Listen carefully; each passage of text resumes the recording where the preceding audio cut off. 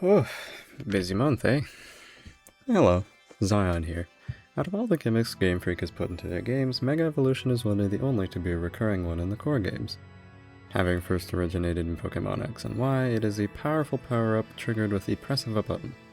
A boost to stats, and sometimes even a whole different ability is slapped on top of the Mega Evolution.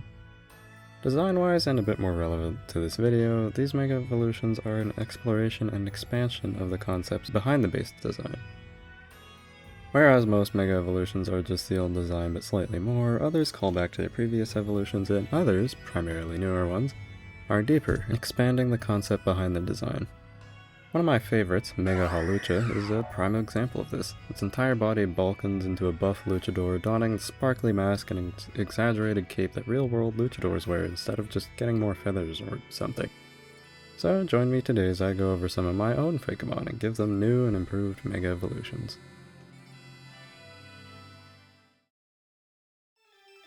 From my Even More Fakemon video, Cheetamp is getting a new Mega Evolution. Cheetamp is a cheetah ant with power, nodes on its body pumping electricity into its veins so it can reach higher speeds. It also draws from a Nekomata, a two-tailed cat. So how do we evolve this concept? Well, for starters, speed is its entire thing, so why not lean into that?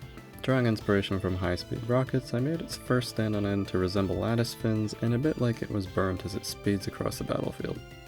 As for the nodes, why not tie those to the cheetah inspiration, turning the spots into multiple electric nodes? And for the Nekomata inspiration, let's change up its tail. Make it one big braid to base it off the nekosho, another type of cat yokai in Japanese folklore. With all that in mind, here is Mega Cheetamp, the Overdrive Pokemon.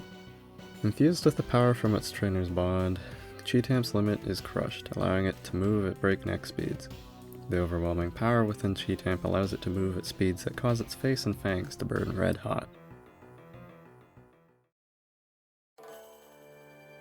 Kamantis is a design that is pretty good in my opinion, a weapon-wielding ninja mantis. So how would one evolve this concept?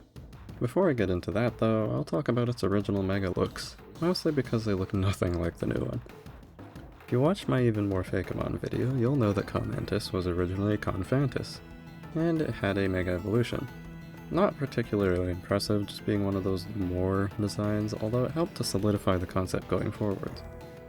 Actually making a Mega Evolution for Kamantis' redesign was difficult, but I wound up figuring it out. I'll just show you one of the designs I had rendered that I didn't use because it was just so off. Anyways, let's start with its weapon. Kamantis takes inspiration from a kama, a Japanese hand sickle often used by farmers, of which ninja were presumed to be.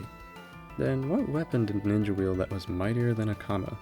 Ah, I know, a katana. Okay, so to explain, katana were incredibly expensive to make, so not many people actually had one, especially not a farmer. So the few that did own one were nobility or just incredibly rich.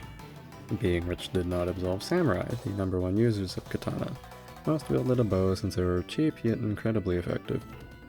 But for the sake of the video and staying on theme, we'll assume Kamantis is stacked. Anyways, now that we have our inspirations, I introduce Mega Kamantis, the confident Pokemon. Upon forming a strong bond with its trainer, Kamantis gains a patient demeanor.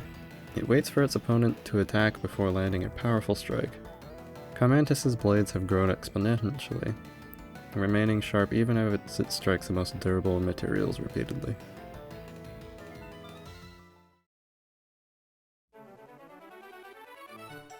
Hey, just hopping in here to say that this video is No, I'm kidding. That wasn't gonna sponsor me. I'm lying. Anyways, in the meantime, I've recently discovered that a decent portion of my viewers aren't subscribed, so feel free to subscribe so you don't miss the next addition to my Fakemon region or whatever my next video is about. I've been playing a certain game lately and I have been working on a video for it. Alright, enjoy the rest of this video.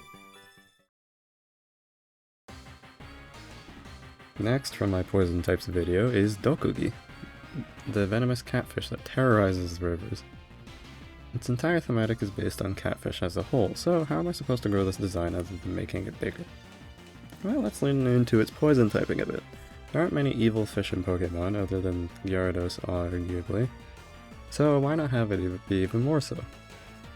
That was what I had done for the first rendition of its Mega Evolution, making it fiercer while drawing inspiration from a cartoon villain with a mask and the mustache, as well as some species of armored and thorny catfish of the Doradidae genus.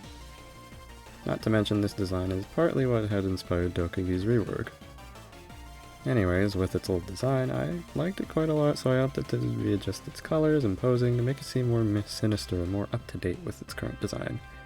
Here's Mega Dokugi, the poison spike Pokemon. Dokugi's spikes and scales have hardened from the power flowing through it, making it nearly impervious to all attacks. The energy coursing through it has made it sinister, plotting its next move with cruel precision as it glides effortlessly through battle.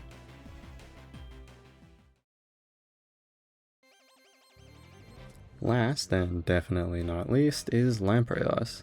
Now, I was going to stop at Dokugi, but once Mega Electros came out, I had to think of something for my variant evolution of it. Lampreyoss is based on a lamprey, as well as glam rock, a music genre that is vibrant and wild in both music style and fashion sense.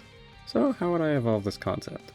Well, aside from making it slimy like a lamprey, or their relatives the hagfish, which would just make it Mega Electros, I could lean into the glam rock aesthetic more.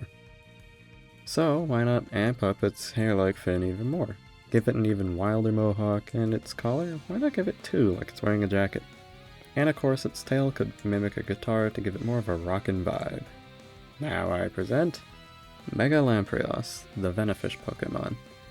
Fueled by power from its trainer's bond, Lampreyoss's venom becomes even more potent, causing spasms akin to dancing before its foes drop from exhaustion. Wild and erratic, Lampreyoss has let go of its inhibitions and let loose, its body glowing with the powerful energy within.